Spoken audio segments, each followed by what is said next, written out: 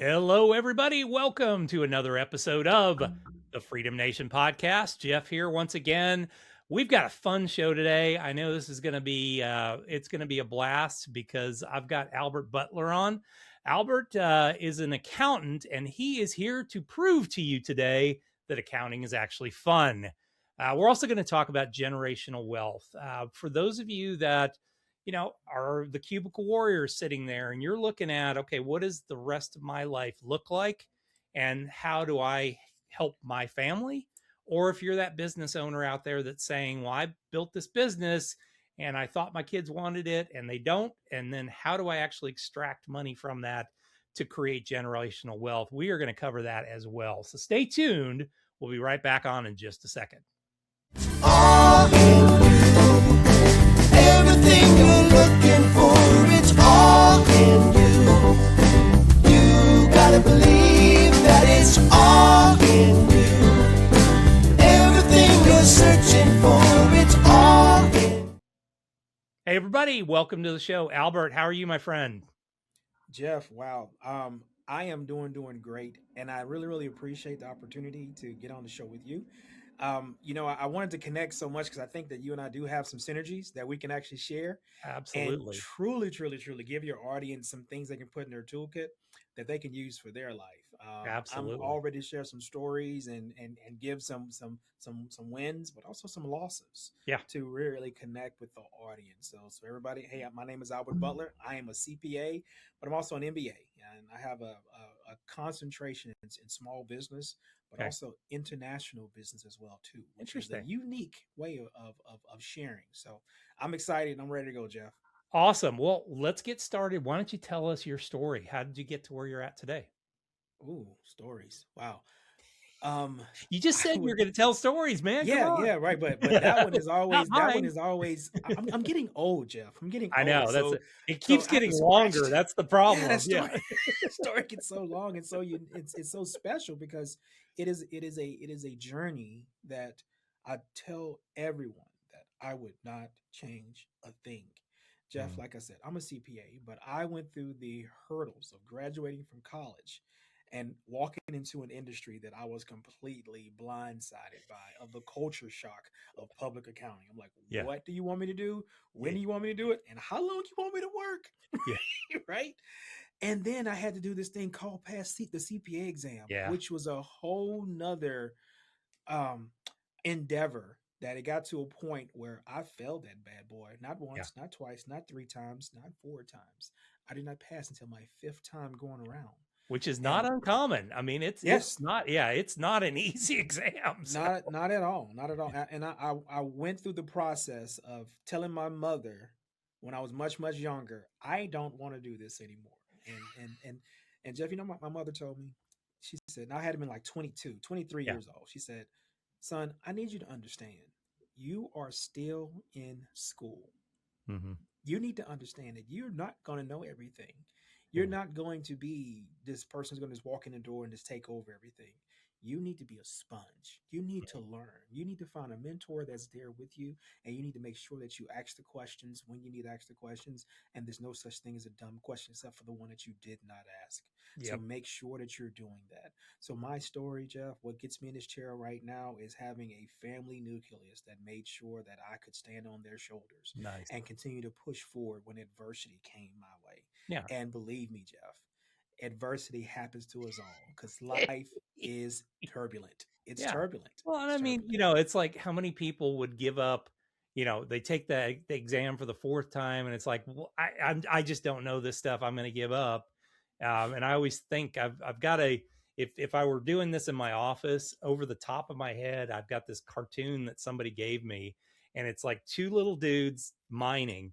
And the one guy is, you see him, he's got his pick over his shoulder and he's walking away. And the other guy is just wailing at the thing in the little thing above him. And there's a whole bunch of diamonds right on the other side of where that one guy's wailing away and the other one's walking away at that point. And so many people get right to that point. And I think you've probably seen it with small business owners. That's I it. always call it about month 18 is what I call the suck. And it just sucks because it's It not just fun sucks. anymore. It's not new and fun because, at the beginning it was new.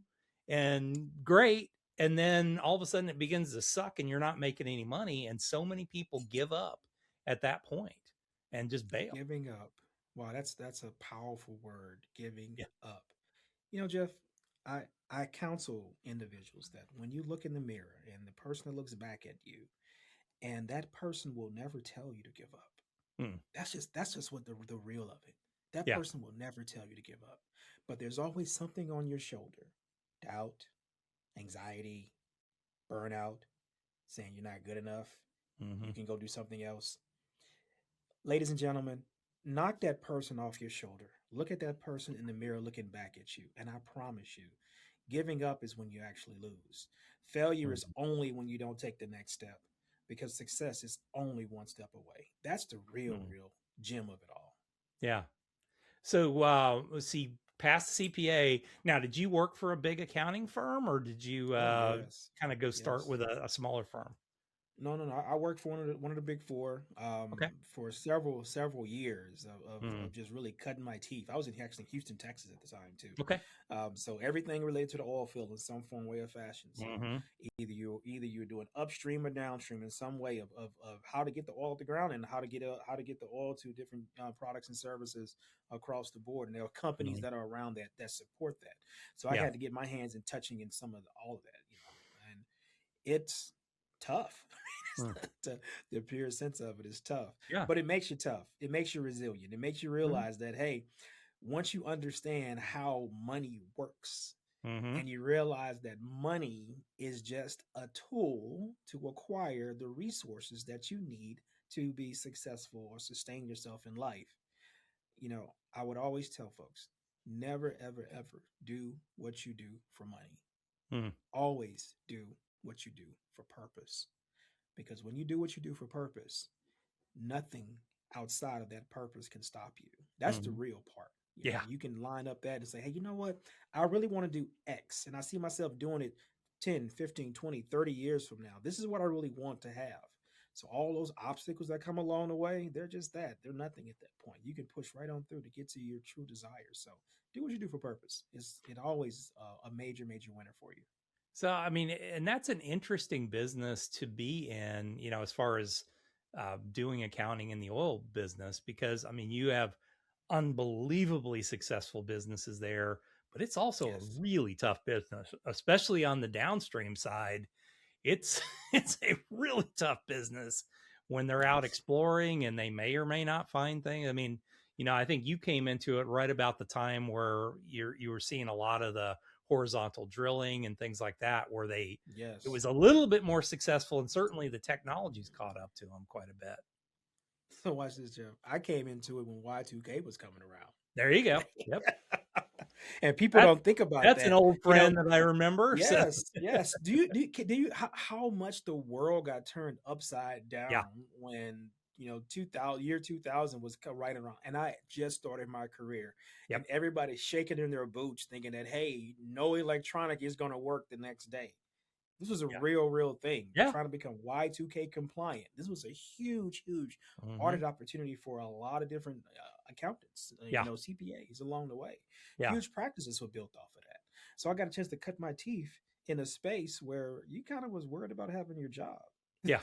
as well. Yeah. Here's another one, Jeff. I'll share this with you and your audience. I also came around when Enron was going on. I was Right there in in Houston. Yes. Houston, Yes. down the street The from the kings corporate of office. accounting. Yes. It's called the accounting shell game. Here, we'll just keep moving the money around. Yeah. That's it. That's it. So many pieces of accounting literature came out because of that. So it's interesting, that people have to gravitate to see the timeline that you work with. And I call it living through the decades, Jeff. Yeah. Living through the decades. When you turn around and look in your chair and you see, hey, this is where I was in this decade, this Hmm. decade, this decade, Yeah. it really helps explain that things don't happen overnight. Things don't happen after a year. You Mm. should have to mark yourself in 10-year windows because that's when you really see real, real change. Yeah. Albert that's sitting in front of you right now, Jeff, is not the Albert that was here 10 years ago. Sure. Definitely not that guy 20 years ago. Yeah, I He mean, was you're coming on up on your third decade doing this, man. I mean, I can relate. I'm in my third decade in the financial business, and yes. also the accounting side. So, yeah, I mean, it's just a totally different world. I think back when they compare the markets today. Oh, it's just like 2000 and 1999. I'm like, it is not anywhere near what it was. Yeah, because I mean, No. I heard it on the way over here. I heard the best explanation of it on the way over here today, listening to the financial media.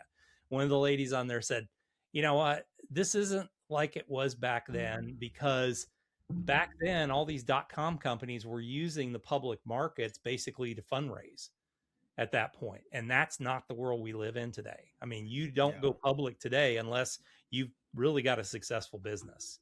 That's exactly There's right. not the garbage that's getting thrown out there with slap a .com on it.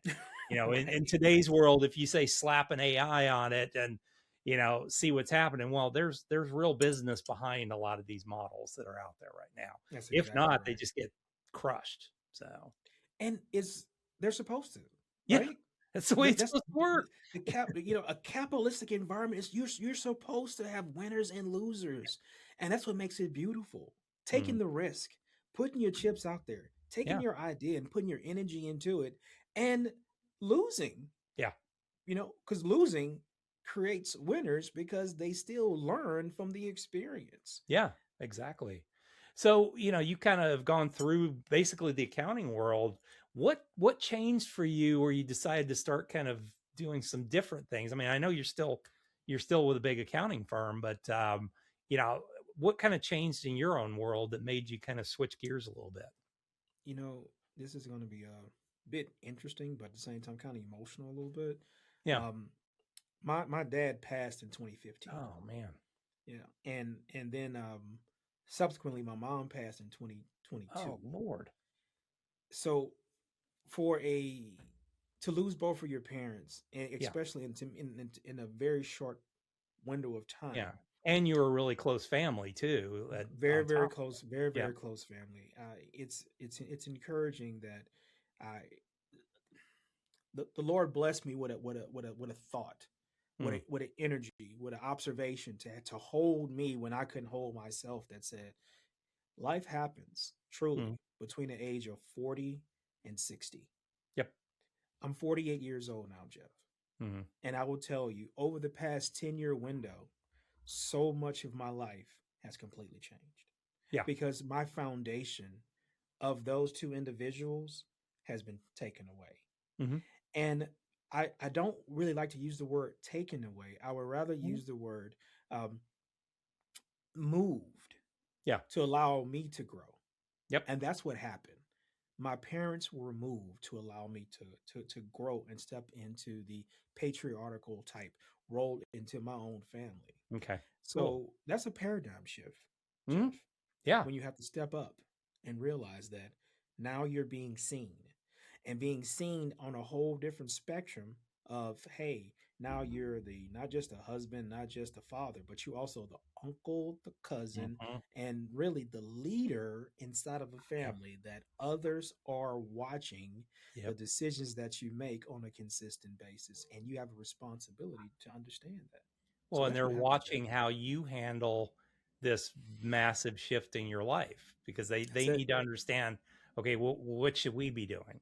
That's it. That's How it. this is his parents that died, but what should we be doing at this point? So, And it's so impactful, and it's such a journey that you have to go on. mhm. I mentioned I did write a book, and Yeah. writing that book is really a book to my children, but I actually finally put pen to paper on the floor of the hospital room when my mother was telling me goodbye. Mm, And that's the real piece of it, that there were no more excuses. yeah. I had to do this because I saw this woman who I thought the world of. Your mother is to at least for me was the first person to tell you I love you, and it Yep. was an unconditional I love you, and truly truly meant it. And she Mhm. left this world telling me the exact same thing, that I love you. So the introduction in my book, but truly the dedication in the book, Mm. is dedicated to my mom, because that is the eulogy that I wrote, that I Oh, gave at her cool. funeral, literally, That is almost awesome. word for word. And I Yeah. titled it, "You See the Glory, but You Don't Know the Story." Jeff, That's awesome. how many stories we don't know Yeah. about people, Yeah. because they don't take the time to write it down. And Mm. everybody has a story. Everybody Yep. does. Yeah, I think that's the cool thing that's happening in today's world more and more is people are actually asking those stories and Yes. people are willing to share them. I mean, I encourage everybody. It's one of the things I encourage my clients to do as we're transitioning from, hey, I'm in the working world, everything's going on and now what am I going to do in my later years? I encourage all of my clients to sit down and just put it on tape, put it on video, Yes. anything. Just, I mean, there's a new company out now that I think is probably one of the coolest things I've seen. You basically pay for a book to be made and they query you every month on different things Yes. about your life, and then they assemble that into a book at the end of the year. That's And it goes, amazing. yeah, it goes to the family. So that's that. Hey, you get to find it, and it doesn't matter if that person was a war hero or if they were a get up and go to work every day dude. It everybody has that story that you're talking about. Because even with the get up and go to work every day person, Yeah. they're going through a war to get up every day to go Yep. to work. Yep. It's something that's amazing that's happened. I was driving in this morning, and there was a car in my blind spot for the majority of my ride. I did not see them, and I got over on them, and Mm. it was a honk. Yeah. That could have caused such the worst accident. Sure. But that's a story though. Yep. That's just something as simple as that is a story that people Yeah. can actually learn That from. everybody can Oh, relate to because yeah, we've all and been there everybody before. can, Yeah. everybody's been there. So yeah, so Absolutely. I love that. I love that a lot, Jeff. So that made a big change in your life, and then you started talking about this concept of generational wealth and things like that. Talk to me a little bit about that on how that kind of fits into this overall picture.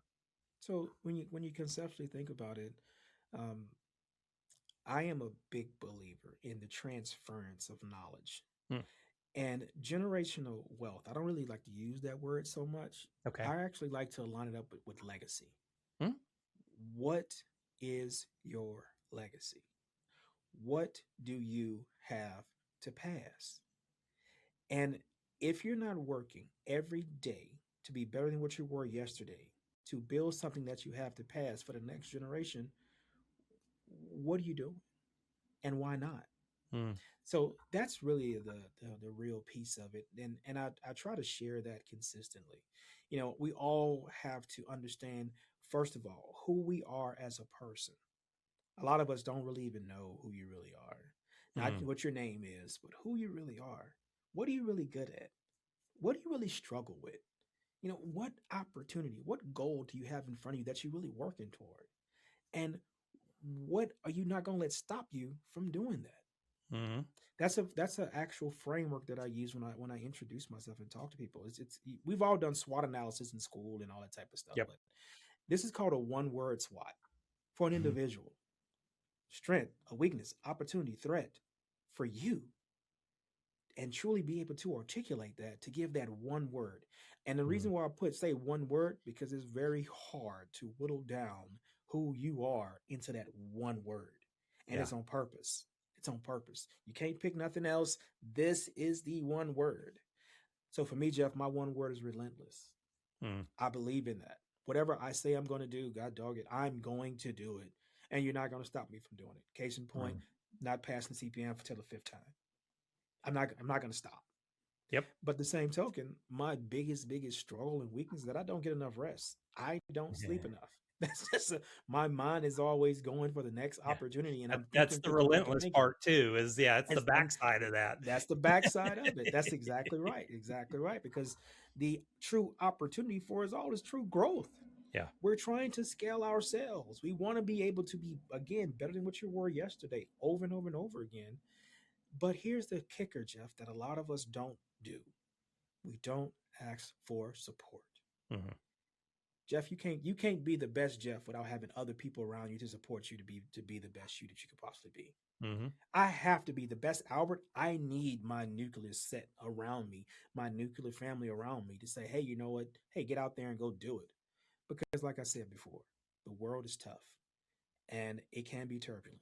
Life Mm-hmm. is going to life, and how you handle that is critical for your overall success factor. Mm-hmm. So tell me a little bit about what your suggestions are for people. I think, I agree with you. I think generational wealth is just a term that gets thrown around. Yes, What's your advice for people when it comes to legacy? How do they think through this? Because I know I'm a big believer in this. I always tell people I can do the numbers for you and tell you if you can retire or not, right. but it's how well you're going to retire is a lot of those things I can't control. Hmm. What is the life that you're going to live? What are you going to leave behind?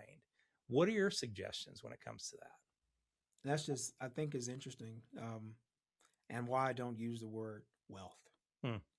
This is not about money. Yep. This is not about anything outside of who you really are. So when I say, what do you have to pass? You can have wealth and riches. That's one Mhm. thing. Yep. But you also have knowledge. And a part of that knowledge, you also have these experiences. And a part of those experiences, you also have the culture that you live inside your family. Like, what do you guys do? How do you Mm. guys celebrate? What makes you smile? What are your actual hobbies? What do you spend your free time doing? What was those things that when you were a kid that you said, hey, one day I want to have that? Mm. What is your medical history, Jeff? Yeah. What are those things that you deal with when you go to the doctor that you don't tell nobody Mhm. about, that you've been dealing with? But guess what? It's part of your DNA that your children might deal with it or your parents might have dealt with it. That's part of this. All those things have to be documented, have to be shared, have to be taught. So when I say legacy, I'm talking about having a family discussion to be free and open to share what's truly on your mind. Mhm. Because what's on your mind, because what you think, you're going to say. What you say, you're going to do. And what you do is going to be your habits.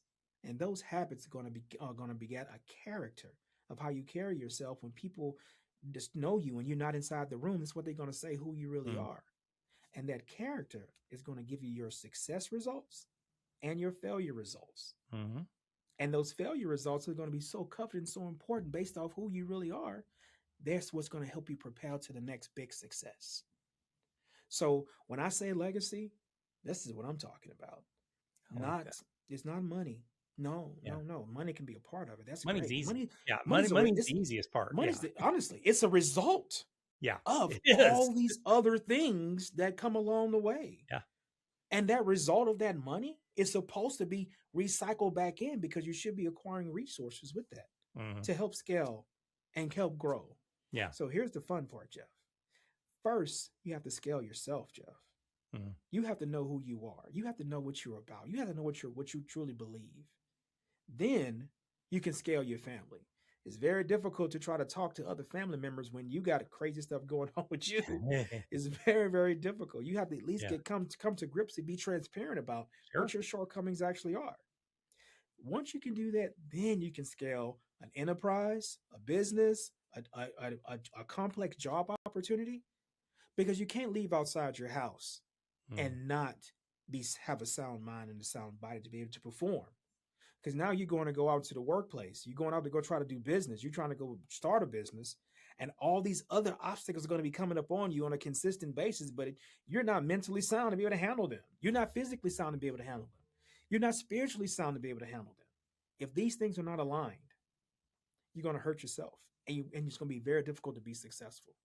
Mhm. So that's what I mean when I say legacy. These are all the things that line up to give you full alignment for your true legacy. Awesome. Well, can you tell me a little bit about your book Life and what that's about? So interesting that I have a copy of it sitting on the side of me, but the book truly is the testament of 17 years of one experience that I had when I was younger in life. Like I said, I worked in public accounting, Yep. and I traveled all over the world going to clients. And I had just gotten married. My wife and I just had our first son, and then 18 months later, we had a daughter. And 6 weeks or so after that, I had to leave and go for a work trip all the way to Singapore. Oh, geez. So I'm leaving Houston, Texas, and flying to Singapore. So that's a flight from Houston to LA, from LA over to Singapore. While I'm flying over the Pacific Ocean, I fall asleep, and I suddenly wake up, and this thought just dawns on me. What if something was to happen to me? Mm. What if I didn't make it back home? What if all the wonderful life advice that my mom, my dad, aunts, uncles, grandparents, all these people poured into me, I'm not there to pour it into my children? So on that flight, I made a decision to start writing down every quote, every saying, every aphorism, things that I heard or things I made up myself for how I govern myself, Mm-hmm. how I actually live. And over the time period, every time I would hear something, I would pull out my notepad or pull out my phone and in the note section, just type it up and save it. Yeah. Just before I knew it, I looked up, it was 15 or so years later at the time. And I had over 100 plus odd pages of Wow. so much stuff that I had to go through. And I said, once my son gets ready to graduate from high school, I'm going to have this in a book. So I took it, categorizing them, put them in a book. And I've got scripture to go along with those quotes, Nice. along with real stories about what I was going through in these particular areas of life, or why these particular quotes mean so much to me. And then I end each chapter with what I call the final advice, something very short, something that you can really save to memory and make it part of who you really are. And that's what I presented to my son right after he graduated. Awesome. And then I actually got the book fully published with a nice big pretty cover and all that good stuff. And I'll tell you, Jeff, when I released it, the reviews that came back saying that this book is for anybody who doesn't have a father, who lost their father too soon, who don't talk to their father, who plays the role of mother and father, this book is for you. Yeah. And those were the reviews that were coming in. So I had to add that to the actual overview for the book. And I have over 100 reviews that line up to say that this book is rating, I think, 4.8 or 4.7 on Amazon, which is huge. I wasn't expecting that at all. So I highly recommend it.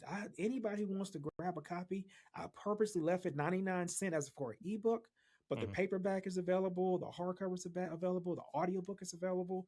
I highly recommend it. Go ahead. I'm biased, of course, but go ahead and get your copy. No. I think that you would really, really enjoy what's in there because it's changing lives. Yeah.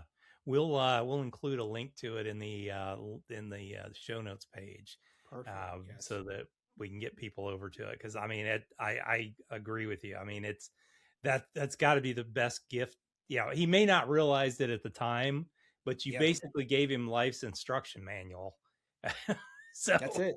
Here's all the stuff that happened to me. Don't let it happen to you. Or let it happen to you. The good stuff happen to you. Yeah. Right.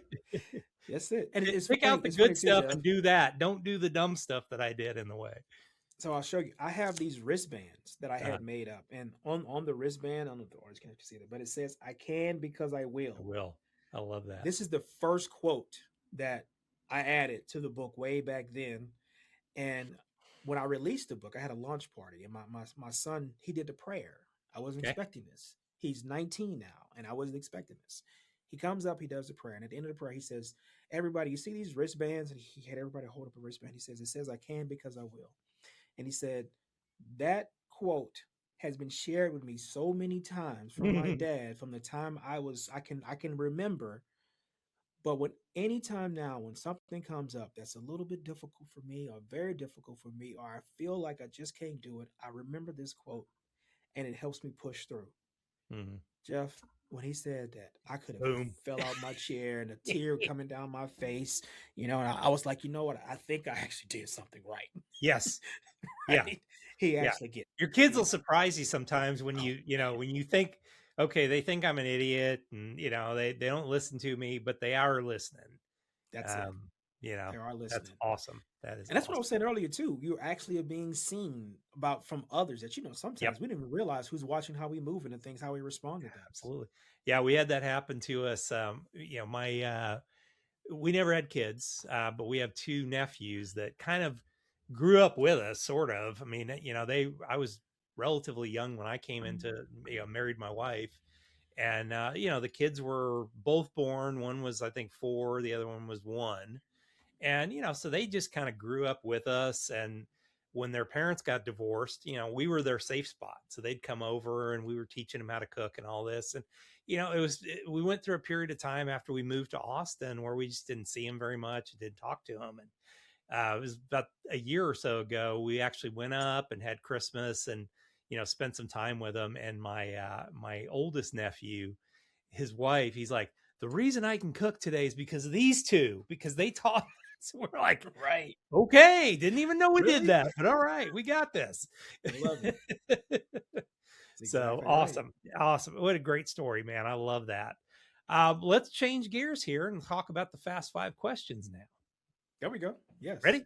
All right. I'm ready. The first question: you wake up in the morning, business is gone. You have all the knowledge in your head, but you don't have any of the business. You've got a laptop computer, $500 in your pocket, place to live, food and clothing. What do you do first? I actually take that $500. So you said I have place to live. Yep. How we have Food and food, clothing. clothes on You the don't have back. to worry about that. Okay. Yep. Yeah. So again, it's not about money. It's not about money. Mhm. Business is gone. I'm still smiling. I got my family. So I will share this with the audience. I do not work for anybody. I have a career for my family. So Mhm. that's it. Yeah. Awesome. I love that. Very cool. What's the biggest business mistake you've ever made? Biggest business mistake. I would tell you that I used to work for Halliburton in Okay. Houston. Mhm. I left too soon. Okay. Yeah, I left too soon. Yeah. I actually left some RSUs on the table. I left Ah, too soon. ouch. Yes. Yeah. And these are not, yeah, RSUs are like guaranteed money. You just got to Yes, wait sir. around long enough for. Yes. Problem is they just keep giving you more every year. So they string Keep you getting. along. That's the process. That's right. That's exactly right. What's a good book that you'd recommend for our audience? Right Beyond your, now, with the current, was besides Life by Albert Butler, yeah. I would tell you pick up Ray Dalio's Principles. It Yes. breaks down what's really happening from a global perspective. Yeah. Understanding the money cycle. It's a great, great, great read. Yeah, that is a fantastic book, and it's not your usual boring financial book. No, it's Ray not at all. Ray actually writes very well, which is somewhat unusual in the Right. in the business world. But fantastic. What's a tool that you use in your business every day that you might recommend? Oh, the biggest tool that I recommend, honestly, is this one right here. There you go. Pen and pad, everybody. And Mm, here's why. I'm gonna share this with you really quick. Uh, the concept of really learning something, and this is not a knock on AI whatsoever. I think AI is amazing and wonderful. However, there's an understanding of what vitality really is. We mm, are the creators. We are the producers. We are the ones who come up with the ideas to govern.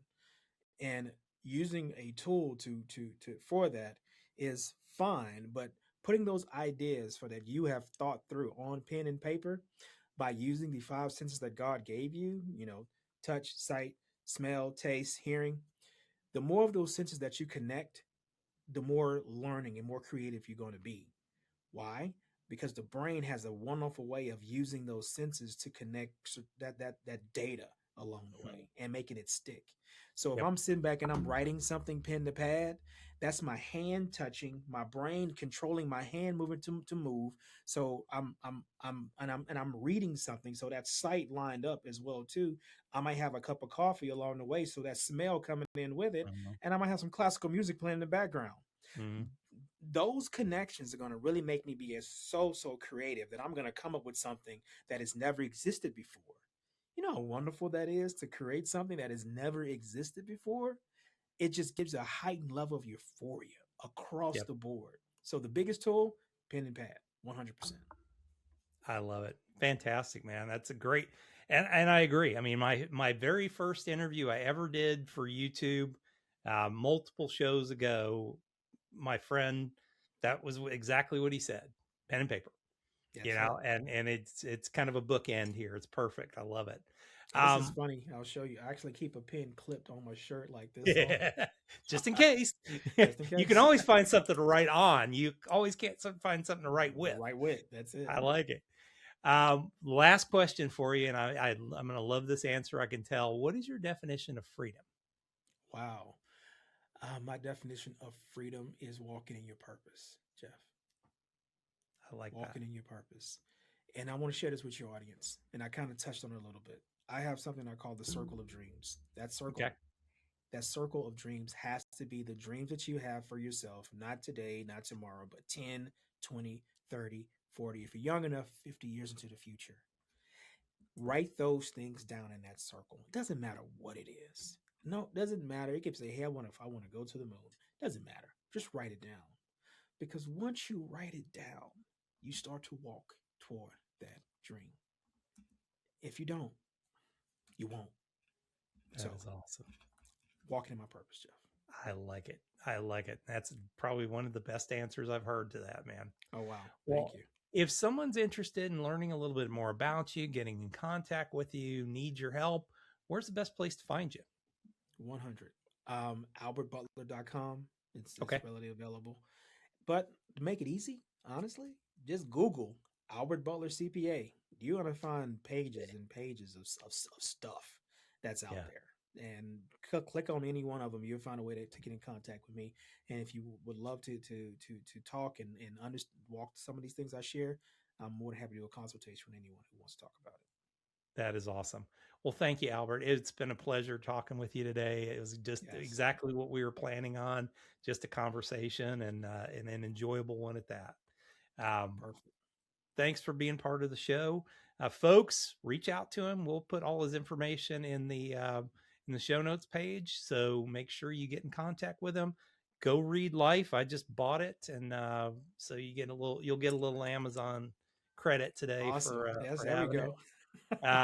But make sure that you pick it up because I can't wait to read it. I'm a quote guy, so this is right up my alley. Oh yes. Make sure you subscribe to the channel so that you catch all these things as they come out. We've been back from our hiatus, a little tax season hiatus, and now we're back to having fun here. So stay tuned. We'll be right back next week and look forward to seeing you again.